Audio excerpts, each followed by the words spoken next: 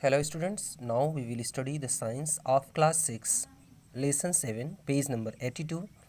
Heading is classification of plants on the basis of their height, types of stem and branching pattern. Students, अब हम लोग पौधे के stem, branching pattern और उसके सिस्टम, उसके स्टेम के स्ट्रक्चर के बेस पर हम प्लांट्स को अलग अलग समझेंगे कि इस बेस पर प्लांट किस तरह के होते हैं। तो इसमें पहला है herb. Herbs bear green and soft stem. ऐसे प्लांट जो छोटे होते हैं, जिनका स्टेम ग्रीन होता है, उनको हम हर्ब कहते हैं। हर्ब मतलब घास पतवार, जो घास से उगाती हैं। जो प्लांट बहुत छोटे होते हैं, जिनका स्टेम हरा होता है, उन्हें हम हर्ब कहते हैं। They are generally short in height, ये लंबाई में छोटे होते हैं। एंड हैव नो ब्रांचेस, और इनमें ब्रांचिंग भी ज़्यादा नहीं होती है। जैसे व्हीट गेहूँ, पैडी धान, कैबेज गोभी, ग्रास घासें, tulsi, coriander and mustard plants are some of the herbs. ये सभी हर्ब्स के एग्जाम्पल हैं। Herbs have a variety of uses. हर्ब्स का बहुत सारा यूज़ होता है। They add flavours to the food and even provide medicine for the various disease. इनसे हम बहुत सारे मसाले और मेडिसिन भी प्राप्त करते हैं। जब ये चीज़ें खाने में मिलाई जाती हैं तो खाने को एक सुगंध दे देती हैं। तो इस तरीके से इनका यूज हम बहुत तरीके से करते हैं। अब है must to know. Short non woody plants with green and very soft stems are called herbs. ऐसे पौधे जो छोटे होते हैं, कड़े नहीं होते हैं। नॉन वुडी मतलब जो कठोर नहीं होते हैं, जिनका स्टेम बहुत ही सॉफ्ट होता है, हरा होता है, ऐसे छोटे प्लांट्स को हम कहते हैं herb. The medium size plants with hard and thin woody stem are called shrub. Shrub मतलब होता है झाड़ी।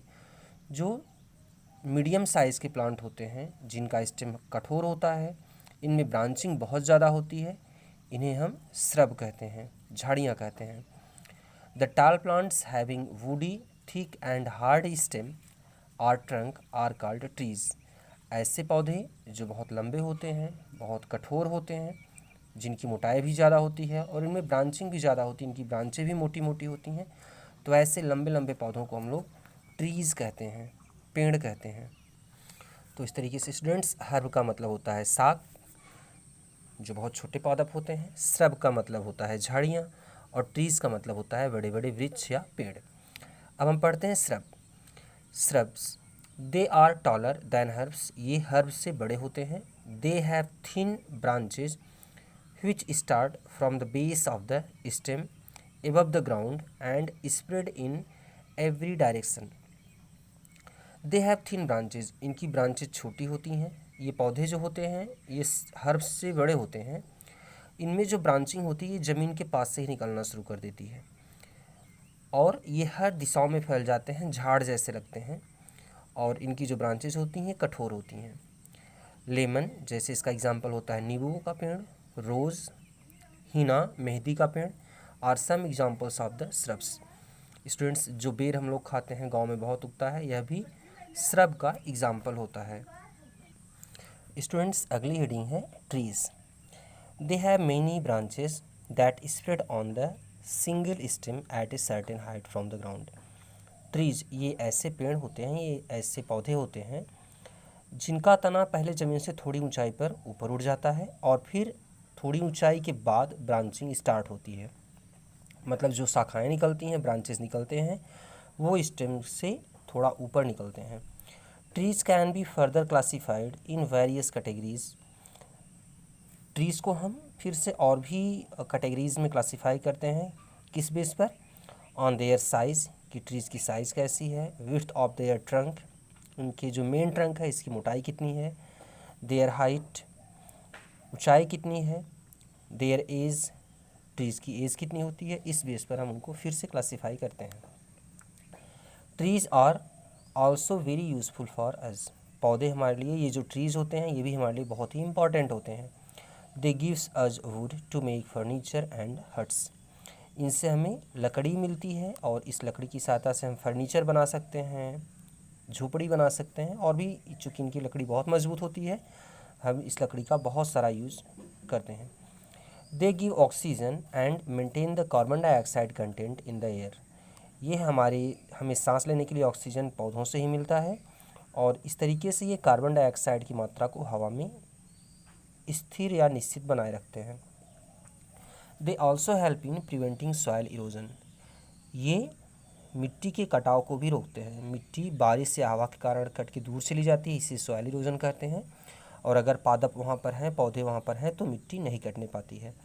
Trees like coconut and date palm do not have branches. कुछ पौधे जैसे कोकोनट और डेट पाम में ब्रांचिंग नहीं होती है, कोई शाखाएं नहीं होती हैं।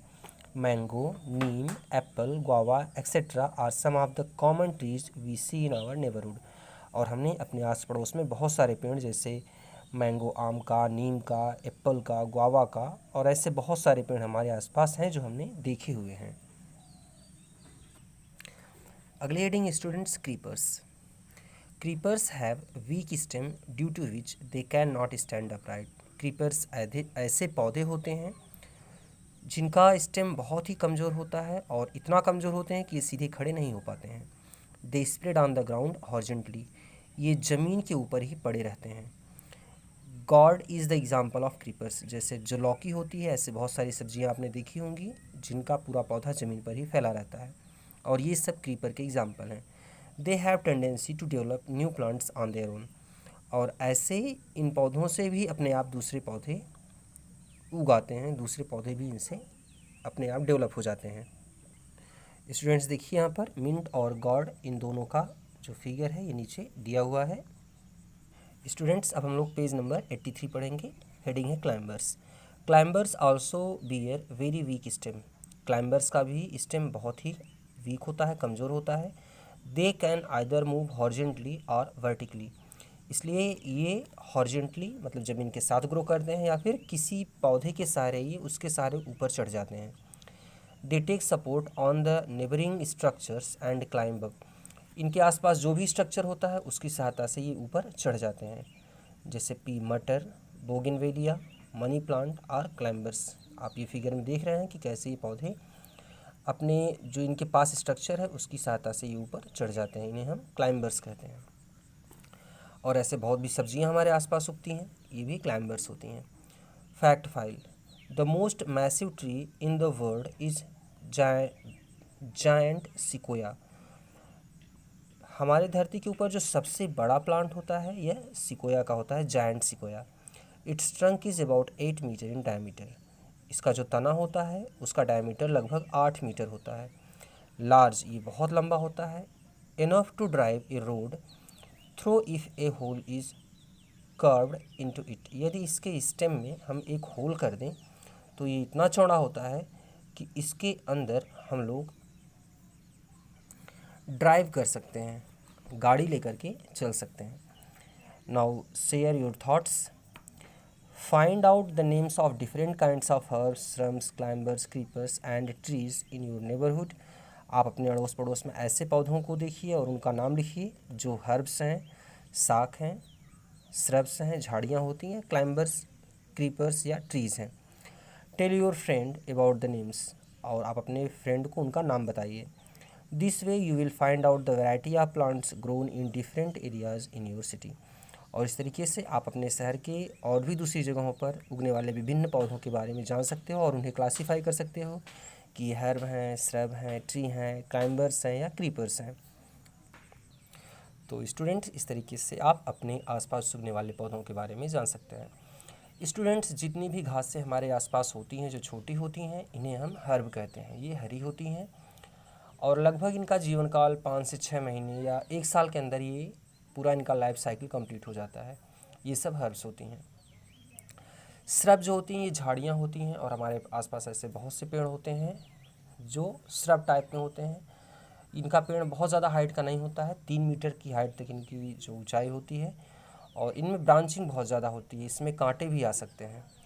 तो इस तरीके से ये श्रब होती हैं। और जो ट्रीज़ होते हैं ये लंबे पेड़ होते हैं, जैसे आम, जामुन, पीपल, बरगद, ये सब जो एग्जाम्पल होते हैं ये ट्रीज़ के एग्जाम्पल होते हैं। क्रीपर्स ऐसे बहुत पतले प्लांट होते हैं स्टूडेंट्स, जो ज़मीन के सहारे चलते हैं, जैसे दूब घास हो गया, पुदीना हो गया। तो दूब घास और पुदीना ये सब क्रीपर के एग्जाम्पल होते हैं। और क्लाइंबर्स ऐसे पादप होते हैं जो दूसरों स्ट्रक्चर की सहायता से ऊपर चढ़ते हैं, जैसे लौकी, तुरई। ये जो सब्जियां होती हैं ये क्लाइंबर्स के एग्जाम्पल होते हैं, इनमें टेंड्रिल होता है और इसकी सहायता से ये ऊपर चढ़ते हैं। स्टूडेंट्स, अगली हेडिंग हम लोग कल पढ़ेंगे। Thank you.